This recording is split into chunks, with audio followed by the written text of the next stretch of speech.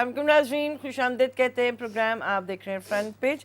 आज थोड़ी सी ताख़ीर हुई, माज़रत, लेकिन जल्दी से ख़बरों को देखते हैं क्या हैं और उसके बाद फिर गुफ्तगू का आगाज़ करेंगे। रोज़ाना एक्सप्रेस एमनेस्टी स्कीम में बुध तक तोसी, 3 जुलाई के बाद बेनामी कमीशन हरकत में आएगा। एक्ट पर अमल दरामद के लिए एजुकेटिंग अथॉरिटी कायम। तोसी आवाम की सहूलत के लिए की। बेनामी असासों की सज़ा बहुत सख्त, 80,000 से ज़ायद अफराद ने फ़ायदा उठाया। मुल्की कर्जा 31,000 अरब रुपए, 2900 अरब सूद देना है। अमीरों पर टैक्स के सिवा कोई चारा नहीं। वज़ीर आज़म हाउस और बड़े इदारों के बजट कम, अफसरों जर्नैलों की तनख्वाह नहीं बढ़ाई। तेल की आलमी कीमत बढ़ी तो बिजली महंगी करना पड़ेगी। हफीज़ शेख, हमाद अज़हर, शब्बर ज़ैदी की प्रेस कॉन्फ्रेंस। गैस कीमतों में इजाफे का इतलाक़। आज से CNG 22 रुपये किलो महंगी।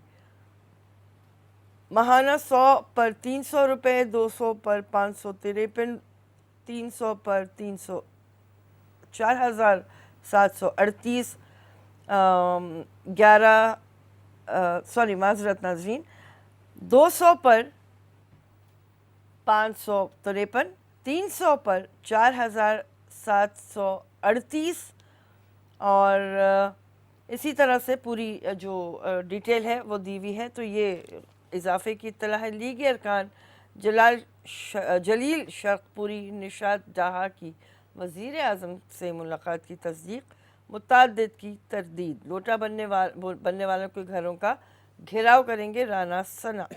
ट्रंप शुमाली कोरिया की सरजमीन पर कदम रखने वाले पहले अमरीकी सदर। जौहरी मुज़ाकरात के लिए टीम बनाने पर इत्तेफाक। रोज़ाना जंग बेनामी जायदाद कमीशन कायम। जायदादें ज़ाहिर न करने वालों का ताक़ुब करेगा।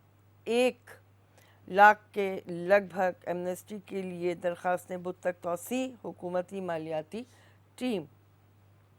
एमनेस्टी स्कीम 42 अरब रुपए से ज़ायद का टैक्स जमा।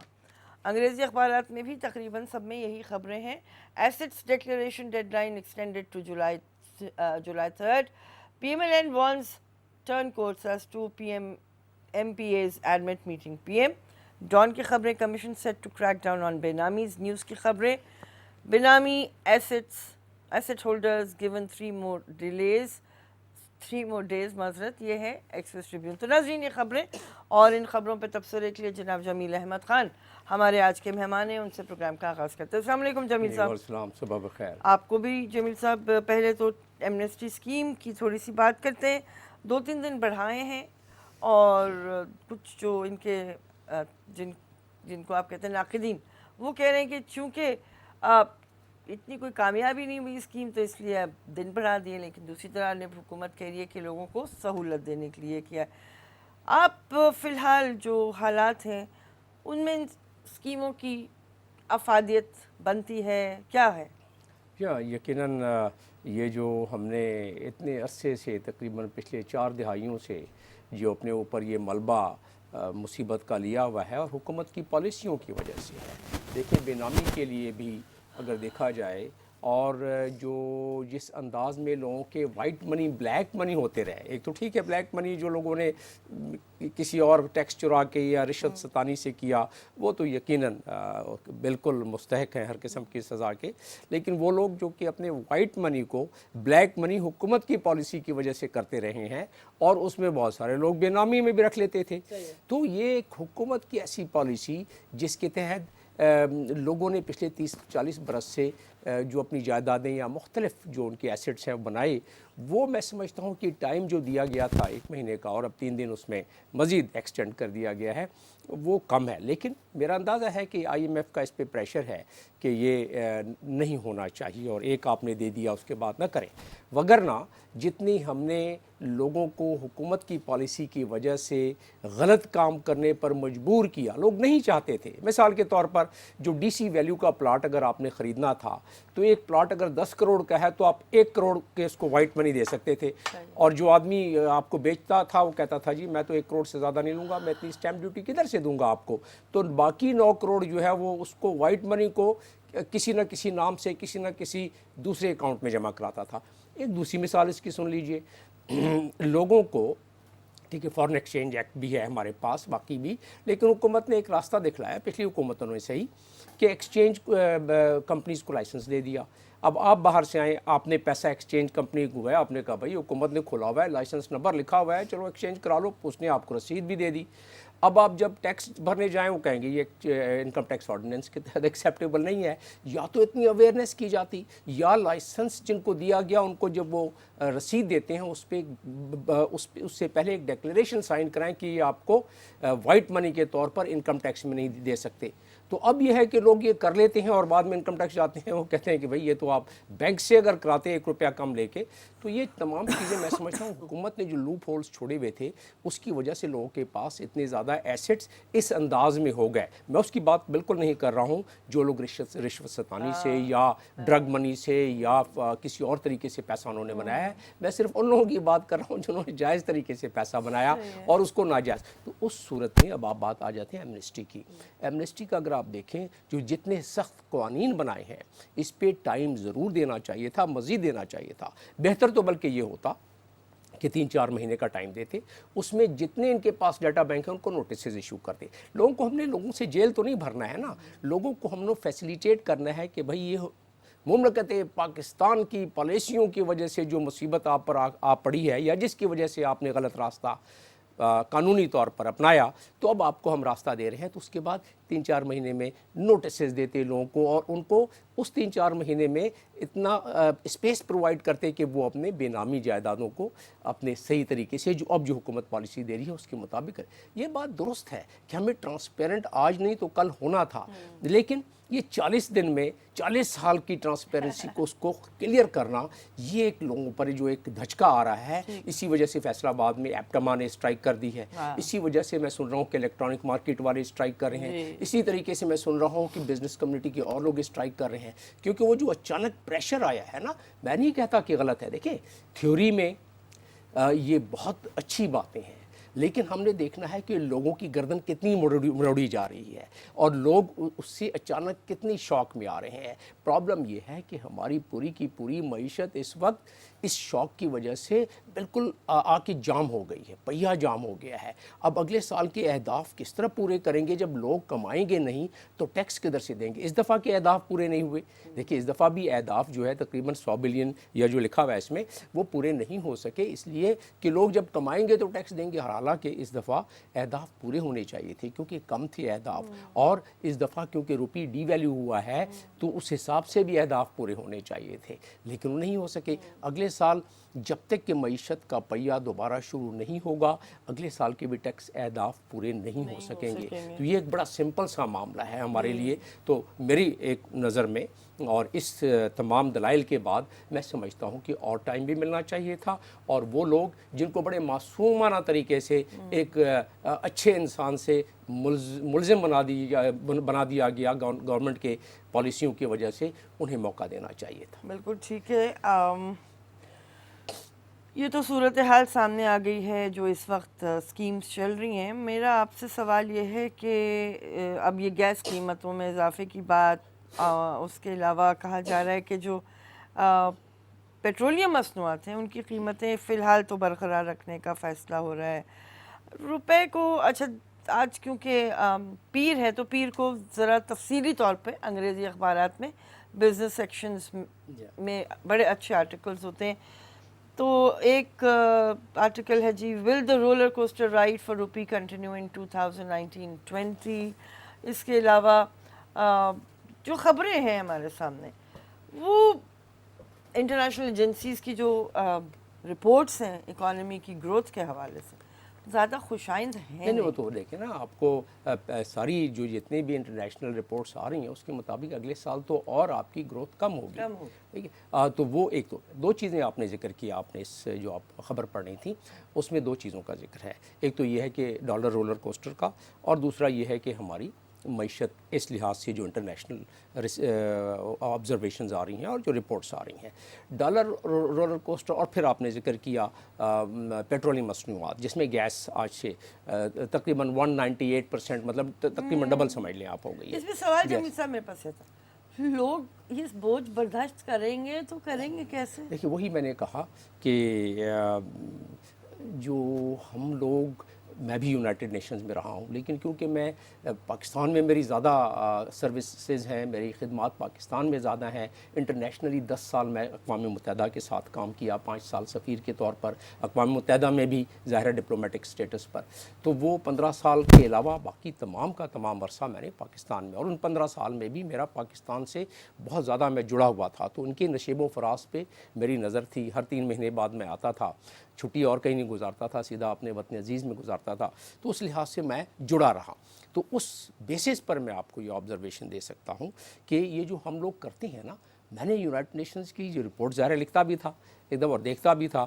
تو ہمارے پاس ٹیمپلیٹس ہوتے ہیں. تو جو لوگ باہر سے آتے ہیں اگر ان کے زمینی حقائق سے تھوڑے سے دور ہوں وہ، تو پھر معاملات یہی ہوتا ہے کہ لوگوں کا سوشل سیکیورٹی سسٹم کیونکہ ادھر نہیں ہے اور چیزوں کی قیمت بڑھتی جا رہی ہے. اس کی وجوہات صحیح ہیں، تھیوریٹیکلی صحیح ہو سکتی ہیں، لیکن ہم نے تو دیکھنا یہ ہوتا ہے کہ غبارے کو اگر ایک طرف سے دبایا جائے تو ہوا دوسری طرف سے پھول جاتی ہے، دوسری طرف سے دبایا جائے تو تیسری طرف سے پھول جاتی ہے.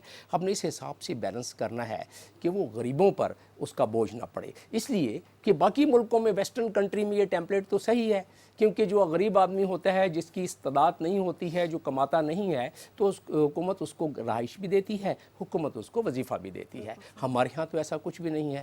وہ تو لوگ جو ہے بالکل صحیح کہا ہے کہ لوگوں کی کمر ٹوٹتی جا رہی ہے. اب دیکھیں نا، آپ 17,500 کا گورنمنٹ نے اس بجٹ میں دیا ہے منیمم ویج. اب منیمم ویج 17,500 میں 15,000، لیکن اس میں ایک کثیر تعداد جو ہے وہ ڈومیسٹک سرونٹس کی ہے. ان کو 10 سے 15,000 کے درمیان ان کا گھر چل ہی نہیں سکتا. تو اس میں معاشرے میں جو دوسری برائیاں ہیں وہ بہت زیادہ پیدا ہونی شروع ہو جائیں گی. اور اس کے علاوہ اس قوم میں ہیلتھ کی پرابلم شروع ہو جائے گی. لوگ اپنا علاج نہیں کرا سکتے. میں ذاتی طور پر جانتا ہوں کہ ہمارے ڈومیسٹک سرونٹس ہیں یا جن کی 15 یا 20,000 سے تنخواہ کم ہے، تو وہ ہوتا یہ ہے کہ وہ اپنا علاج نہیں کرا سکتے. وہ ایسے امراض میں مبتلا ہو جاتے ہیں کہ جو پوری کی پوری آبادی کو افیکٹ کر دیتا ہے. آپ کے سامنے ہے HIV کا، آپ کے سامنے ہے ہیپیٹائٹس کا، آپ کے سامنے ہے. اس شہر کراچی میں جو دنیا کا میٹروپولیٹن سٹی، یہاں تقریباً کوئی 1200-1500 تو کتوں کے کاٹنے، ریبیز کے کیسز سے جو ہے نا اس میں سے ایک کثیر تعداد فوت ہوئی. تو یہ غربت میں جب اضافہ ہوگا تو معاشرے کی یہ صحت، تعلیم سے تو ہٹ جائیں گے، صحت بھی خراب ہوگی اور پھر جرائم کی طرف آ جائیں گے لوگ. تو اس میں حکومت کو ضرور دیکھنا چاہیے کہ اس طرح بیلنسنگ ایکٹ کرے کہ ان پر بوجھ کم پڑے. یوٹیلیٹی سٹور کی قیمتیں بڑھ گئیں. بھائی یوٹیلیٹی سٹور تو اس لیے بنایا گیا تھا کہ غریب آدمی جا کے آٹا چاول دال وہاں سے لے سکے. اس کی قیمتیں بھی بڑھ گئی ہیں. اس میں ہمیں کچھ سبسڈیز دینی چاہیے تھی. ٹھیک ہے جناب. اچھا اب ذرا یہ سیاسی جوڑ توڑ کی بات کرتے ہیں. جو خبریں آئیں کہ جناب کچھ لیگی ارکان نے وزیر اعظم صاحب سے ملاقات کی، تو کیا پابندی ہے؟ نہیں کر سکتے؟ ان کے وزیر اعظم بھی تو ہیں وہ. دیکھیں نا، وہ ملک کے وزیر اعظم ہے، کوئی بھی مل سکتا ہے. لیکن سوال یہ پیدا ہوتا ہے کہ کون سی نئی بات ہے. اگر جوڑ توڑ بھی چلیں ہو رہی ہے تو نئی بات تو نہیں ہے. ہم نے منحاص القوم ایسے جوڑ توڑ برسا برس سے دیکھے ہیں. ہم نے پچھلے نواز شریف کی گورنمنٹ میں آپ کی چھنگا منگا کیس، اور اس کے علاوہ پیپلز پارٹی کی گورنمنٹ میں ٹھٹھا کیس، جس میں کہ MPs کو ساروں کو اکٹھا کر کے، نہیں وہ جام صادق علی صاحب کے زمانے میں تھا، MPs کو اکٹھا کر کے اور اس کو لا کے ان بلک جو ہے ووٹ ڈلوانا. اسی طریقے سے ہم نے ایسے ایک دفعہ نہیں بہت مرتبہ دیکھا. کسی وقت ہم نے دیکھ لیا وہ کسی اور پریشر سے نیب کو استعمال کر کے، کسی وقت ہم نے دیکھ لیا کسی اور قوتوں کو استعمال کر کے. تو یہ کوئی نئی بات تو ہے نہیں. لیکن ابھی عمران خان کو ضرورت نہیں ہے اس چیز کی. بالکل نہیں ہے جناب، کیونکہ وہ ایسی میجورٹی ہے ان کے پاس، اس لیے ضرورت نہیں ہے. ہاں لیکن یہ جو توڑ جوڑ سینٹ میں ہونے والی ہے اس کی وجہ سے آپ کو ایسی مزید چیزیں بھی نظر آئیں گی آپ کو. جی ہاں ٹھیک ہے جناب. نون لیگ میں قیادت کے لیے چچا بھتیجی کی لڑائی ہو رہی ہے، یہ کہہ رہے ہیں فواد چودھری. میرا سوال آپ سے یہ ہے، ہم اکثر یہ باتیں کر رہے ہوتے ہیں جمیل صاحب، کہ ابھی ہم جوڑ توڑ کی بات کر رہے تھے، سیاسی بیگیج ادھر سے ادھر ہونے کی بات کر رہے تھے. اس وقت تحریک انصاف کے پاس بھی ایسا ہی بہت سارا سامان ہے جو لوگوں نے خود یا تو اتارا اپنے کاندھوں سے یا خود ہی وہ سامان ادھر ادھر لڑک کے تحریک انصاف کے کاندھوں پہ سوار ہوا. فواد چودھری بھی اسی بیگیج کا حصہ ہے. ایسے لوگوں سے ہی میرا خیال ہے کہ وہ جو بہت سارے مثبت کام ہیں وہ سامنے آ نہیں پا رہے. اب کل کی بات لے لیجئے, فرینڈس ہمارا گروپ کا ایک لنچ تھا, تو وہاں پہ کچھ فرینڈس نے یہ بتایا جو ابھی ایسے علاقوں سے ہو کر آئے جس میں اسکردو وغیرہ. اچھا, اب ان کا کہنا یہ تھا کہ بہت پرومیننٹ تبدیلیاں دیکھی انہوں نے فیسلٹیز میں, لوگوں کے جو وہاں پہ کام کرنے والے لوگ ہیں فیسیلیٹیٹ کر رہے ہیں لوگوں کو سیاحت کے حوالے سے سہولتوں. یہ ساری چیزیں پروجیکٹ ہی نہیں ہوتی, صرف ایک دوسرے پہ کیچڑ اچھالنے کی بات ہوتی ہے. ہماری فردوس عاشق اعوان صاحبہ ہیں تو وہ کوئی پازیٹیو بات کرتی نہیں پائی جاتی. تو میرا پوائنٹ یہی ہے, ایسے لوگوں کی بات کو کتنا سنجیدہ لینا چاہیے اور کتنا نقصان پہنچا رہے ہیں یہ لوگ. لیکن بریک کے بعد یہ بات کرتے ہیں جناب. ناظرین, پروگرام آپ دیکھ رہے ہیں فرنٹ پیج.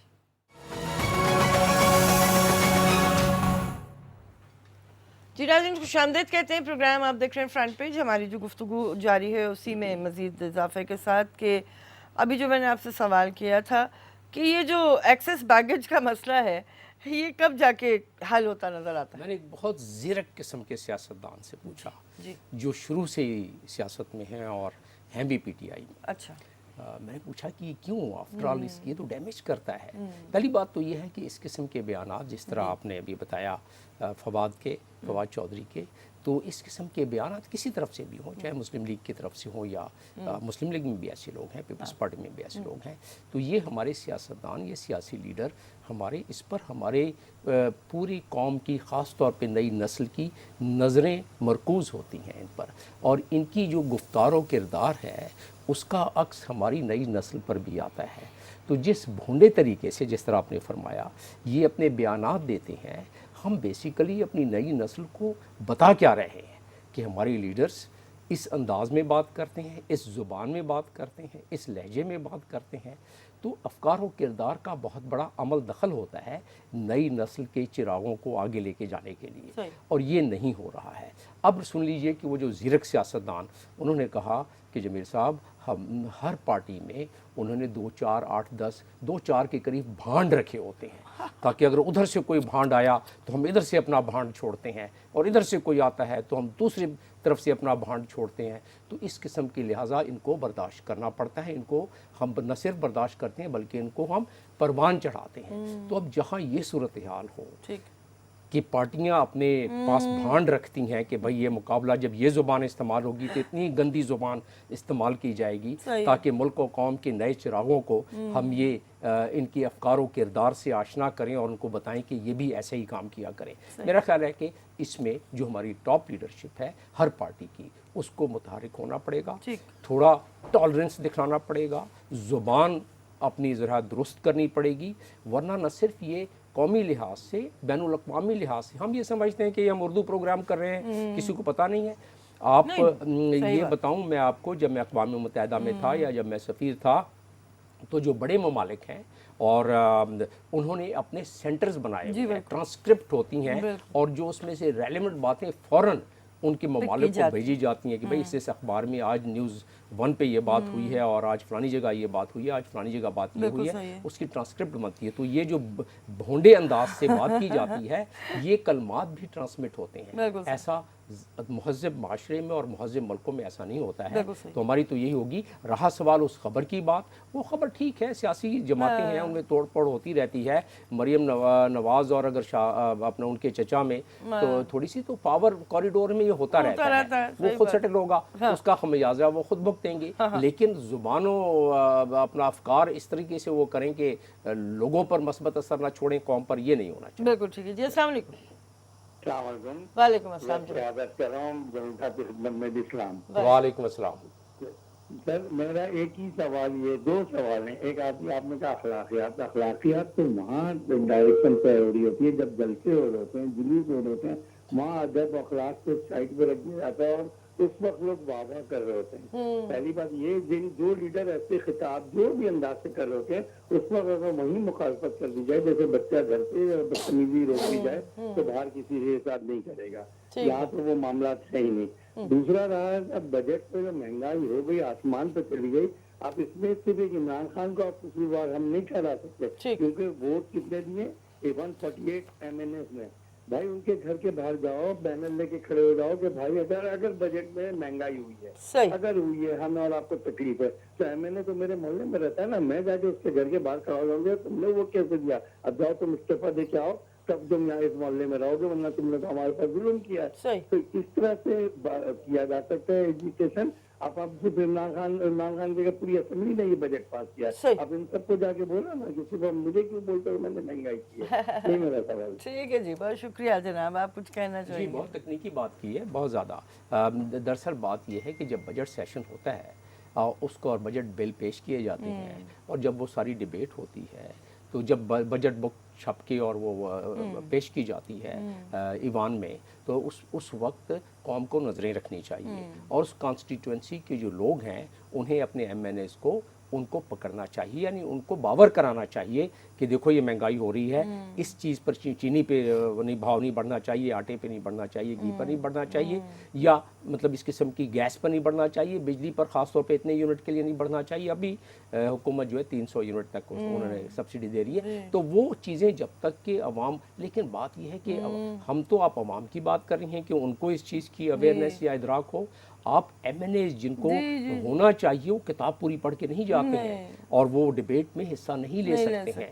تو یہ تو عوام کو اویئرنیس دینے کے لیے ہمیں اپنی تعلیم کا ذرا تھوڑا سا پرسنٹیج بڑھانی ہوگی, اور اویئرنیس کو تھوڑا, یہ جو ٹی وی پر ہم ایک دوسرے کو گالیاں دے رہے ہوتے ہیں اس سے ہٹ کر تھوڑی سی اویئرنیس پروگرام بھی ہمیں کرنا چاہیے, اس صورت میں یہ ٹھیک ہو جائے گا. بالکل عوامی دباؤ اسی صورت نکل کے آئے گا کہ دونوں صورتوں میں جو فرما رہے تھے, جلسے جلوسوں میں بھی عوام کا ہی دباؤ ہونا چاہیے. کالر ہیں, السلام علیکم. وعلیکم السلام. جمیل صاحب نے بہت اچھا تجزیہ کیا تھا. جو لوگ فلور کراسنگ کرتے ہیں, میری ایک سجیشن ہے کہ اگر الیکشن کمیشن جیسے ہی فلور کراسنگ کرنے والوں کو ان کی تمام مراعات بند کر دیں. ابھی آپ نے سینٹ کے الیکشن میں دیکھا تھا کیسے پیسہ چلا تھا. زرداری صاحب نے باقاعدہ ٹی وی پہ بیٹھ کے کہا, بلکہ سندھ اسمبلی کے اندر تالپور صاحب نے تو کھڑے ہو کے کہا کہ جی ہم نے ووٹ خریدے ہیں. ٹھیک ہے نا. نصرت سحر عباسی نے جس پہ ریکارڈ آن دی ریکارڈ کہا تھا کہ جی یہ دیکھیں اس پہ ایکشن لیا جائے, اس پہ ایکشن نہیں لیا گیا. ہمارے ملک میں قانون ہے کہاں؟ ٹھیک ہے نا. قانون کی تو پاسداری کہیں ہے نہیں. اب فلور کراسنگ اس لیے ہو جاتی ہے کہ یہ آسانی سے آرام سے کوئی ایکشن ہی نہیں ہونا ہے. آپ سب سے پہلے جی جب الیکشن کمیشن کو معلوم ہے کہ انہوں نے فلور کراسنگ کی ہے تو اس کی مراعات بند کریں, اس کا نوٹیفیکیشن کینسل کریں. ٹھیک, صحیح بات ہے, بات تو آپ کی صحیح ہے. اچھا, اس کا انہوں نے حل نکال لیا ہے, فارورڈ بلاک, فلور کراسنگ کا تو حل نکال لیا ہے, تو لوپ ہول نکال لیا جاتا ہے. اصل چیز ہے عوام کی گرفت. جو اس قسم کی بات ہوتی ہے, اگلے الیکشن میں عوام کی اتنی اویئرنیس ہونی چاہیے, یا اس وقت جیسے کہ سنا جا رہا ہے کہ عوام اپنے علاقے میں خاص طور پر جن کانسٹیٹوئنسی میں ان کو ووٹ دیا گیا ہے, ان MNAs یا MPAs کو, تو ان کا جا کے وہاں گھیراؤ کیا جاتا ہے, ان کو باور کرایا جاتا ہے کہ یہ غلط ہے, آپ نے ہم سے ووٹ اس مینیفیسٹو کے تحت لیا ہے, آپ کس طرح جا رہے ہیں دوسری طرف. لیکن یہ ہے کہ کیونکہ یہ تو معاملات کسی آج سے نہیں, پچھلے برس سے اسٹیٹ لیول پر چلے آ رہے ہیں, تو یہ مسائل تو ہم نے خود کریٹ کیے ہیں نا, تو یہ غم ہمیں برداشت کرنا پڑے گا. وہ کہتے ہیں نا کہ غم ہی اپنا پہنا ہوا ہے, اپنا غم کا ساتھ پرانا, اور ہم نے تو جب تک جینا ہے بار غموں کا سہنا ہے, یہ حالات دیکھنے. لاہور سے ہمارے ساتھ کالر ہیں, السلام علیکم. ارے معذرت, آپ کی لائن ڈراپ ہو گئی. اچھا, الیکشن کمیشن کی جو یہ بات کر رہے تھے, الیکشن کمیشن ہم دیکھتے ہیں کہ بس الیکشن کی ہی جب کوئی گہما گہمی ہو, کوئی بائی الیکشن ہو, یا کوئی کسی کا انتقال ہو جائے, کسی وجہ سے سیٹ ویکیٹ ہو جائے, یعنی نارمل جو حالات ہوتے ہیں اس میں الیکشن کمیشن کو ہی ہمیں کام کرتا اس طرح سے نظر نہیں آ رہا ہوتا. لیکن جس طرح کی ایل پریکٹسز ہو رہی ہوتی ہیں جو الیکشن کمیشن کی مداخلت کا باعث بن سکتے ہیں, وہاں پر بھی الیکشن کمیشن خاموش رہتا ہے, تو اس پہ کچھ بات کرنا چاہیں گے؟ یہ الیکشن کمیشن دیکھیں, ہم نے تو دیکھنا یہ ہے کہ ہمارے یہ ادارے جو کہ بالکل اٹانومس اور انڈیپینڈنٹ ہیں، ہاں کیا ان پر ایکسٹرنل انفلوئنس کبھی استعمال ہوا ہے ٹھیک یا ہوتا ہے یا ہو سکتا ہے؟ تو جواب ہے کہ ہم نے اسی قوم نے اس قسم کے انفلوئنس استعمال ہوتے ہوئے دیکھے ہیں ٹھیک۔ انڈائریکٹ. تو جب وہ استعمال ہوتا ہے تو بہت ساری چیزیں جو ہیں وہ اس کو درگزر کر دیتی ہے الیکشن کمیشن، یا کر سکتی ہے. میں پرانی باتیں بھی کر رہا ہوں. صحیح ہے. تو اس کو ایک تو نظر میں رکھیں. دوسرا یہ رکھیں کہ ہماری کیپیسٹی، کیا ہماری الیکشن کمیشن کے جتنے اسٹاف اور جتنے وہاں کے آفیسرز ہیں اور وسائل اور وسائل کیا ان کی کیپیسٹی وہی ہے جو یو کے میں ہے، فرانس میں ہے، جرمنی میں ہے، ٹھیک بات، یا ہمارے باقی پڑوسی ممالک میں. اگر ایسا نہیں ہے تو ظاہر ہے آپ میرا خیال ہے کہ زیادہ ایکسپیکٹیشن ان سے کر رہے ہیں. لیکن بہرحال قوموں میں یہ بہت ضروری ہے کہ ان کے ادارے وہ بہت فعال اور انڈیپینڈنٹ ہوں. لہٰذا کمیشن کو بھی اسی لحاظ سے امپاور کرنا پڑے گا اگر ہم صحیح معنوں میں اپنے لیڈرز کا چناؤ چاہتے ہیں. ٹھیک ہے جی. السلام علیکم. وعلیکم السلام. جناب ابھی آپ بات کر رہی تھی فواد چودھری کی جی اور فردوس عاشق لاوان. جی یہ وہ لوگ ہیں جو مختلف دور میں مختلف سیاستدانوں کے جوتے چاٹتے رہے ہیں، صحیح. اور یہ وہ لوگ ہیں خوشامدی لوگ جو جوش میں آ کر وہ کہتے ہیں نا کہ شاہ سے زیادہ شاہ کے وفادار. جی جی انہوں نے عمران خان کو مروا دینا ہے. دوسرا شیخ رشید صاحب، یہ وہ لوگ ہیں جو مشرف کو مروانے میں بہت آگے تھے. یہ ان لوگوں کو کوئی یہ تعلق نہیں ہے، بس ان کو کسی نہ کسی طور سے حکومت میں شامل ہونا ہے اور لیڈر کو بدنام کر کے اتر جانا ہے. دوسری بات یہ کہنی تھی کہ ہمارے ملک کے اندر یہ جو کیا نام ہے، یہ گیس کی قیمت بڑھ گئی، وہ بڑھ گئی، غریبوں سے کسی کو تعلق نہیں ہے. غریب ہی مرتا ہے. ارے غریب کو کچھ نہیں ہوگا، غریب کے لیے گیس کے بل نہیں بڑھے. سب سے زیادہ جو پستا ہے غریب پستا ہے. درست. بہت بہت شکریہ. بہت شکریہ مصطفیٰ صاحب. بات وہ صحیح کہہ رہے ہیں. گیس کا بڑھا دیں یا بجلی کا بڑھا دیں تو صرف گیس اور بجلی کے بل کی بات نہیں ہے. آپ کی ہر کموڈیٹی پر، ہر کھانے پینے، ٹرانسپورٹ پر، ہر چیز پر قیمتیں بڑھ جاتی ہیں. اور پھر ہمارے جو تاجر حضرات ہیں اس ڈالر کے اتار چڑھاؤ سے اور گیس کے بجلی کے مہنگائی سے وہ بہت زیادہ فائدہ اٹھاتے ہیں. جتنا کوئی جو ہماری حکومت میں پرائس کنٹرول بنے ہوئے ہیں میکینزم، وہ لوگ بھی متحرک نہیں ہوتے ہیں کیونکہ وہ ریشو پروپورشن کیلکولیٹ نہیں کر سکتے ہیں کہ ڈالر کا کیا امپیکٹ پڑا، کتنی مہنگائی بڑھنی چاہیے، کتنے پرائس لسٹ نہیں ریوائز کرتے ہیں ٹائم پر. اور اگر کرتے بھی ہیں تو کوئی مانتا نہیں ہے. تو ایک بات ہو تو آدمی کہے بھی، اتنی زیادہ چیزیں ہیں کہ غریب پر بوجھ بڑھتا جا رہا ہے. بالکل ٹھیک ہے جی.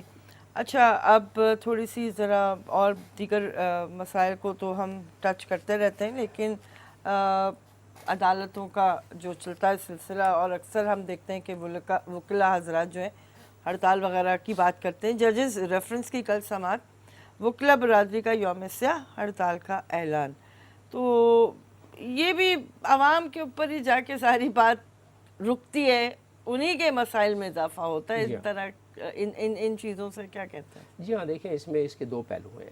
پہلا پہلو تو یہ ہے کہ چاہے وہ جج ہو، چاہے وہ جنرل ہو، چاہے وہ کوئی بڑا اعلیٰ درجے کا بیوروکریٹ ہو یا کوئی بھی ہو، اس کے لیے قانون ساروں کے لیے ایک ہونا چاہیے. ریفرنس ایک قانونی طریقے سے دیا گیا ہے. جو وکلا حضرات کی اس میں آ رہا ہے وہ بھی درست ہے. وہ کہتے ہیں کہ بھائی یہ اس وقت کا چناؤ اور یہ معاملہ کوئی آج سے نہیں تھا، یہ تو کافی عرصے سے تھا، تو پہلے کیوں نہیں کیا گیا؟ کیا یہ اس لیے کیا گیا ہے کہ آپ کی نالج میں یہ بات تھی اور اب اس کو ابھارا جا رہا ہے؟ کیا کوئی ایسی بات ہے کہ کوئی کسی قسم کا کوئی ایکسٹرا انفلوئنس والی بات، ڈالنے والی بات ہے؟ تو اس قسم کے وکلا برادری جو ہے نا، پھر وہ ان کی جو قاعدے قانون کے مطابق وہ کہتے ہیں کہ ریفرنس سے پہلے نوٹس دینا چاہیے، اور نوٹس آپ نے نہیں دیا. تو کافی آرا جو ہے وہ وکلا برادری کی بھی بہت مناسب آ رہا ہے اور اس کو بھی ایڈریس ہونا چاہیے. ٹھیک ہے جی. السلام علیکم. السلام علیکم میڈم، میں جمال مصطفیٰ لاہور سے بول رہا ہوں. خیریت ہے جمال مصطفیٰ صاحب؟ بڑے عرصے بعد آپ کی کال آئی. بس کیا حالات ایسے ہیں جی، اب تو دل ہی نہیں چاہتا کوئی بات کرنے کو. ارے ارے ارے جی فرمائیے. یہ تو آج کل تو ٹیرینی ہے، یہ مہنگائی نہیں ہے، دس از ٹیرینی. یہ ٹیرینی آف اسٹیٹ ہے. ہمیشہ کہتا رہا آپ سے، so much to talk and so little time. جب جمیل صاحب آپ کے سامنے ہو، میں یہ گزارش کروں گا جی سر، خاص طور پہ بھی آپ بات کر رہی تھیں وہ دو محترم، ایک محترم اور ایک محترمہ کی جی بیان کی، تو یہ جو بلاول بھٹو ہے، میں یہاں پر افسوس مجھے یہ ہوتا ہے، جی سر، ہم لوگ ٹریٹر پالتے ہیں، ہاں ٹریٹر پالے، ہم نے انہیں نرس کیا، صحیح بڑھایا، اور اس کے بعد ہم کہتے ہیں جی انہوں نے غداری کی. صحیح. اس کی میوٹینس، سیڈیشس، اس کی ٹریچرس کے بیانات ہیں. میں ایک مدت سے آپ کے پروگراموں میں کہتا رہا ہوں کہ حکومت کیوں نہیں نوٹس لیتی، کیوں انہیں فری لائسنس دیا ہوا؟ نہ والد صاحب 2 پیسے انہوں نے دیے، نہ دوسروں نے دیے، اور ملک کے اندر ایک حجام پھیلائی رکھتے ہیں. میوٹینی ہے، ٹریڈیشن ہے، کھلا ہر ایک کو گالیاں، فوج کو گالیاں آج بھی دیتے ہیں، اور یہ ہیرو بنتے جا رہے ہیں. یہ حکومت کو چاہیے، اگر 1-2 بندوں کی جو طرز بیان پہ اعتراض ہے، تو یہ جو ٹریچرس آدمی ہے،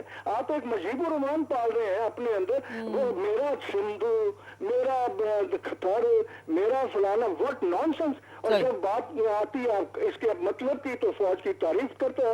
یہ اس طرح کی جو پاکستان کے اندر، اب یہی لوگ ہیں جنہوں نے مہنگائی کو روکنا، لیکن 99% تو یہ سیاست کر رہے ہیں. انہیں مہنگائی سے کیا غرض؟ اور مہنگائی پہ تو میں آپ کے پروگراموں میں سینکڑوں دفعہ کہہ چکا ہوں، جب تک یہ پرائم منسٹر کی بیگم 5 مرلے کے گھر میں وداؤٹ اے سی اور بجلی کا بل خود پے کرے، اور خود کھانا پکائے، اور خود چپاتیاں بنائے 50 سینٹی گریڈ، جو پاکستان میں مہنگائی نہیں ختم ہوگی. یہ سارے ان کی ان کی جو ریٹارکس ہیں، اس سے پاکستان نہیں درست ہوگا. ابھی ان کی غلطیاں تھی پہلے 10-15 مہینوں کی، ان کا جواب کون دینے والا ہے؟ بالکل صحیح. بہت شکریہ جمال مصطفیٰ صاحب، بڑے دنوں بعد آپ سے بات. بڑی منطقی بات کی ہے، اور ساری کی ساری جو نکات ہیں اس میں بہت وزن ہے جمال مصطفیٰ صاحب کی تمام بات میں. ایک چیز جو جمال مصطفیٰ صاحب ظاہر ہے بڑے تجربہ کار اور بڑے زیرک قسم کے انسان ہیں، تو انہوں نے جو ان کی گفتگو سے معلوم ہوتا ہے، تو انہوں نے جو ذکر کیا ہے کہ میں بس بات بھی کرنے کا دل نہیں کرتا ہے، تو میں کہوں گا نا امیدی نہ کریں.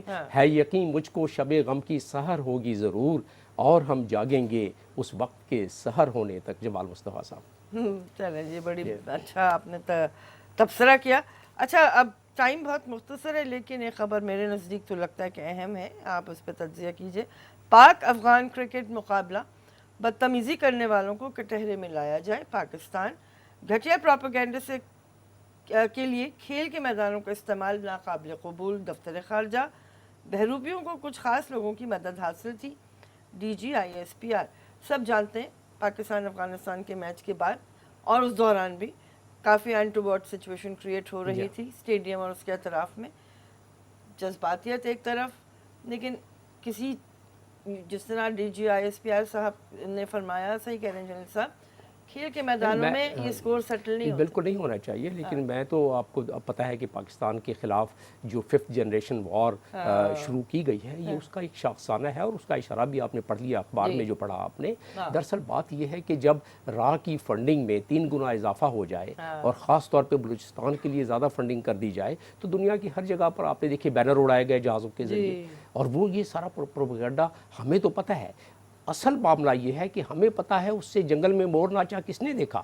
یہ جو باہر کی دنیا ہے، ان کو ہمارے سفارت خانے بھی اور ہمارے اسپیشل انوائز جائیں اور اسی بات کو اگر مثال بنا لیں کہ دیکھیں یہ بینر اڑائے گئے ہیں اس کی وجہ سے کہ را نے فنڈنگ کی ہے اس کی، اور اس آرگنائزیشن کی را فنڈنگ کر رہی ہے، جس کی وجہ سے یہ پروپیگنڈا کیا جا رہا ہے. ہمیں اس کا توڑ تو بتانا ہوگا، صرف اپنے گھر میں بیٹھ کے بات کرنے سے کام نہیں چلے گا.